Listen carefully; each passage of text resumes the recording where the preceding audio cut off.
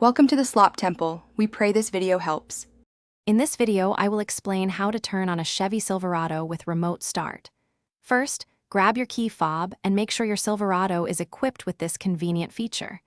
You'll need to be within a reasonable range of your truck, typically up to 200 feet, for the signal to reach. Always ensure your vehicle is parked safely and legally before attempting to remote start it. This process is designed for ease and quick access. To begin, press the lock button on your key fob once.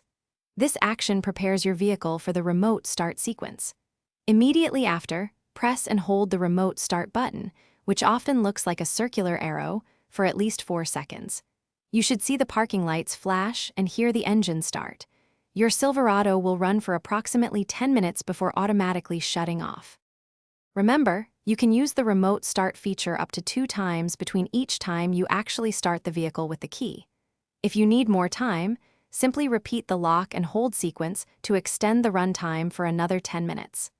The climate control system will automatically adjust to the last setting, ensuring a comfortable cabin when you enter.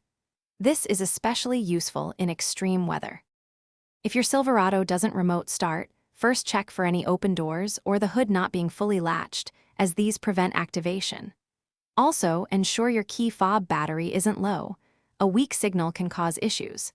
If problems persist, consult your owner's manual or a dealership. And hey, for those looking to simplify their daily routine, check the description for a link to some fantastic leak-proof meal prep containers and other great deals. Thanks for watching.